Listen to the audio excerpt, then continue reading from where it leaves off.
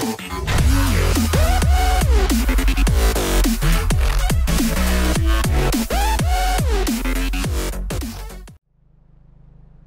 is going on today, guys? Tomcat here, and today we're in Forza 4.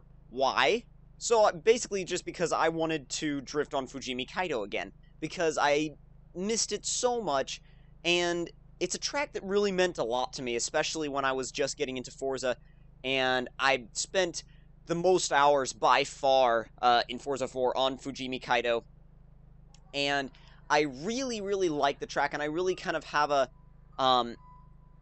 almost a real appreciation for the track, just because of the fact that it's where I spent a lot of time just messing around with my friends. It's where I spent a lot of time messing around online. It was like the most fun track to drift with friends, just because of the fact that if you got a lobby of really competent drifters together, you'd be able to pull off some crazy lines on the track. And we're not going to worry about, drift points or anything this time around. We're just going to have some fun. Because, like I said, this is the first time I've been back on Forza 4 in a very long time. So, I'm definitely not going to be at the same level I was when I made the switch from Forza 4 to Forza 5. Because when I made the switch from Forza 4 to Forza 5, I pretty much started playing Forza 5 exclusively. And I want to say this has been...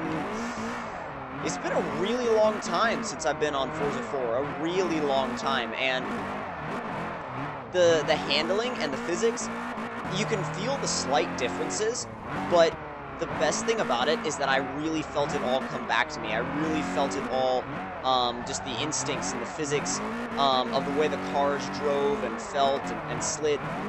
It really all came back to me, and it was really cool to hop back into the game and see all of my cars there again, and also to see features that I now really miss in Forza, like the auction house and the storefront, well, we sort of have a storefront in Forza 5, we have something similar, but, I mean, with the auction house being gone and all that sort of stuff, and then Fujimi being gone, and then I scrolled through my garage, and there were Porsches in it, which, Porsches are probably never going to be in Forza 5, I'm not saying anything, but I highly doubt it with the whole EA licensing thing.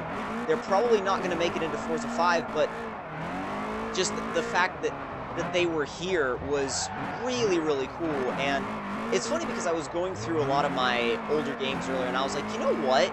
These would be really fun to play again. I mean, especially to play and share with you guys, like Forza 4, for example, and Need for Speed Hot Pursuit 2010, and even Driver San Francisco, and I'm trying to think of other games like Fuel. All these great games that not a lot of people seem to play anymore, but that I think are still a lot of fun and really entertaining, just because of the fact that just because a new game or a new version of a game comes out doesn't mean that the entertainment value of the older game should die off. It never means that. It shouldn't mean that. And the same is true with the Forza series. I mean, there are people that still play primarily Forza 2.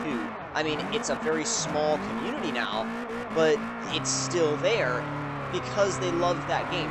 Just because a new version of a game comes out doesn't mean you have to stop playing it. I mean, prime example is, I know it's not a racing game, but prime example is the Elder Scrolls series. People still play Oblivion, even though Skyrim is, in my opinion, an absolutely incredible game, and I know I just completely did not drift that entire section, but, and even though I feel like Skyrim's a bit of a better game, there are still people that play Oblivion just because they like it, and that's how gaming should be, because a lot of people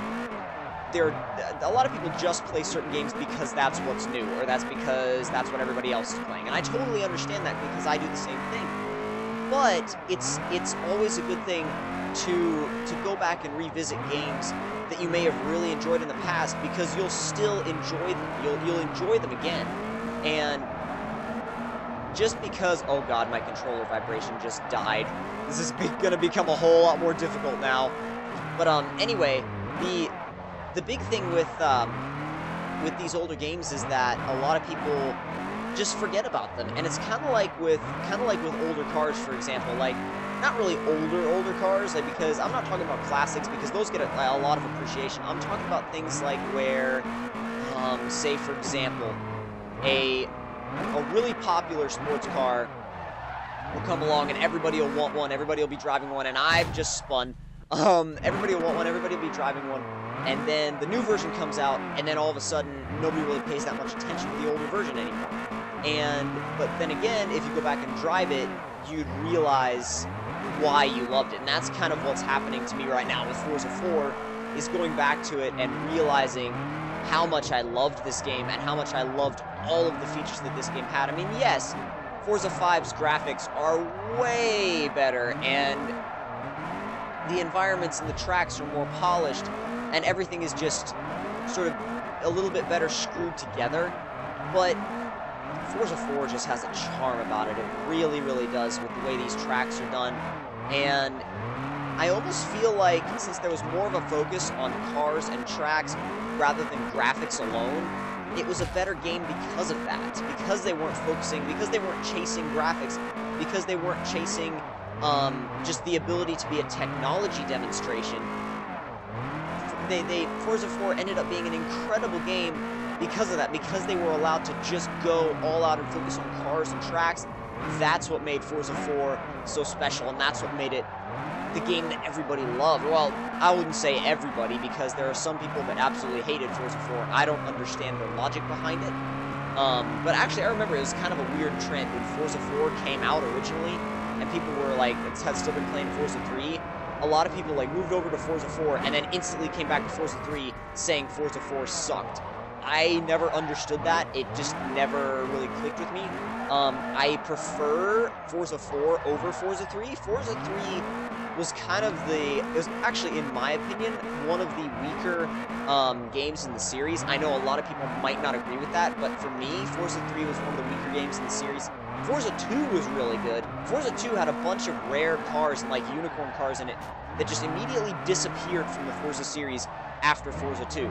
I don't understand their logic behind that, but still, Forza 2 had one of the best car lists in the franchise, in my opinion. It had an absolutely incredible car list. Let's see if we can tail out on the outside just a little bit. Yeah, you know, if you're drifting on Fujimi and one tire is kicking up tire smoke and the other is kicking up dirt, you know you're right near that edge, and you're just about to hit that wall. But if you can maintain that course, that's the sign of somebody who really knows how to drift Fujimi.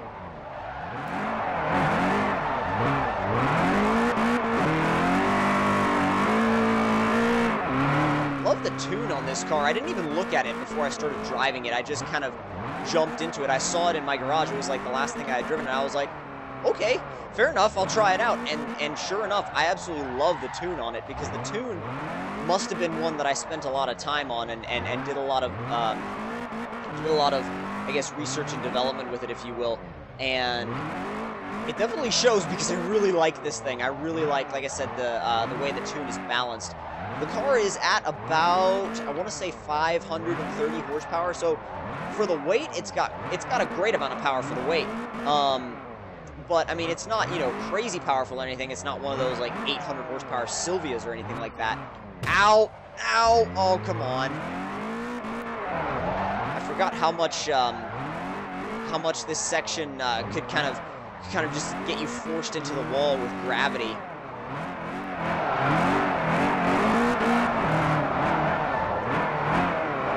Man, they should have brought back Fujimi rather than the Nürburgring into Forza 5. I mean, I love the Nürburgring, don't get me wrong. I love setting lap times around the Nürburgring. But for sheer fun and really gameplay value, just like increasing the fun factor and just the value overall for people that play the game, I think Fujimi would have been a much better conversion. I still don't understand why they completely refused to update it. I mean, even if they just updated the like the structure and didn't change the graphics really at all, I wouldn't care. I wouldn't care at all. I don't think that many of you guys would care either, just because of the fact that it's Fujimi. It's the track that we all loved.